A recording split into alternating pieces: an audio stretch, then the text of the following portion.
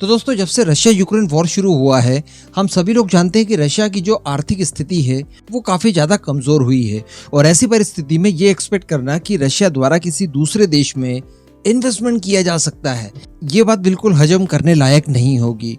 लेकिन दोस्तों, इसके बावजूद मैं आपको बता दूं कि रशिया की तरफ से एक ऐसी बड़ी इन्वेस्टमेंट भारत आने जा रही है जिसका जब अनाउंसमेंट होगा तो एक्चुअली पूरी दुनिया हिल जाएगी कि रशिया, जो कि इस समय इतने बड़े क्राइसिस में फंसा हुआ है, वो भला भारत के अंदर इतने बड़े स्केल पर इन्वेस्टमेंट कैसे कर सकता है। जी हाँ, तो चलिए आगे जानते हैं कि वो कौन से माध्यम से रशिया भारत के अंदर बड़ी इन्वेस्टमेंट करने जा रहा है और खबर एक्चुअली क्या निकल कर आई है। आप बस खंडवा डिफेंस फैक्ट को सब्सक्राइब जरूर कर दीजिएगा।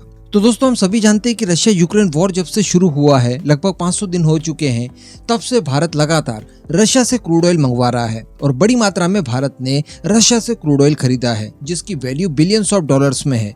लेकिन सबसे बड़ी बात देखने के लिए यहाँ पर ये मिली, हम सभी जानते हैं कि इस क्रूड ऑयल के बदले बड़ी मात्रा में भारत द्वारा अपनी खुद की लोकल करेंसी का इस्तेमाल किया गया, यानी हमने रुपीस देकर रशिया से ये क्रूड ऑयल खरीदा है। पूरा का पूरा तो नहीं कहा जा सकता, लेकिन इसकी बड़ी क्वांटिटी हमने रुपीस के बदले ही खरीदी है। तो अल्टीमेटली बिलियंस ऑफ डॉलर्स की वैल्यू जितने रुपीस रशिया के पास इस समय इकट्ठा हो गए हैं। और इसको लेकर हम सभी जानते हैं कि पिछले कई महीनों से प्रॉब्लम चल रही है कि इन रुपयों का रशिया अब करे तो करे क्या। इस बात को स्वीकारने में कोई प्रॉब्लम नहीं है कि भारत का रुपया अभी उतना ज्यादा ट्रेडेबल नहीं है और रशिया इससे अपनी नीड्स को पूरी इस समय नहीं कर सकता। इन फ्यूचर हम लोग व्यवस्थाएं कर रहे हैं, लेकिन फिलहाल तो ये वास्तविकता है।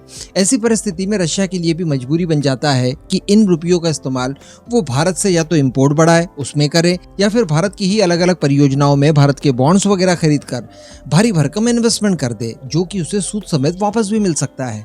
इसके लिए भारत की तरफ से कई बार उन्हें सुझाया गया कि देखिए, आपको जिन चीजों की जरूरत पड़ती है, जो चीज आप इंपोर्ट करते हैं बाहरी देशों से, उनकी मैन्युफैक्चरिंग आप भारत में शुरू करवा दीजिए और यहीं से खुद भी खरीदिए, भारत की भी जरूरतें पूरी कीजिए, और अगर ज्यादा मात्रा में आप प्रोड्यूस करते हैं तो एक्सपोर्ट भी करवाइए। तो अल्टीमेटली मेक इन इंडिया को यहाँ पर जोर देने की बात कही गई थी।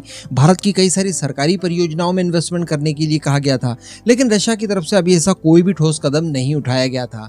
लेकिन दोस्तों, G20 के मौके पर फाइनली रशिया की तरफ से इस बात को स्वीकार कर लिया गया है। दरअसल प्रेस कॉन्फ्रेंस के दौरान सर्गेई लावरोव, जो कि रशिया का प्रतिनिधित्व कर रहे थे इस समय, उनसे जब पत्रकारों द्वारा ये क्वेश्चन किया गया कि अब आप इंडियन रुपीस का क्या करने जा रहे हैं, तो उन्होंने कहा कि इसके ऊपर डिस्कशन काफी अगले चरण तक पहुंच चुका है और बहुत ही जल्द इसकी घोषणा कर दी जाएगी।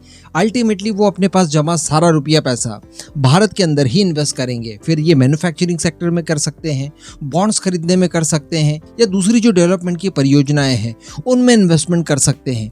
अल्टीमेटली भारत का जितना भी रुपया गया था वो वापस भारत आएगा और भारत की ही इकोनॉमी में वो समा जाएगा, जिससे क्रूड ऑयल की खरीद की वजह से जो हर साल हमें कई सारा नुकसान होता था, उस नुकसान से भी बचा जा सकेगा। और रशिया भारत की दोस्ती के लिए ये एक नए ब्रिज के तौर पर काम करेगा ये इन्वेस्टमेंट। तो इससे ज्यादा बड़ी खुशी की बात कोई दूसरी नहीं हो सकती। तो बस इंतजार है उस ऑफिशियल अनाउंसमेंट का, जो कि काफी जल्दी संभावनाएं दिखाई दे रही है।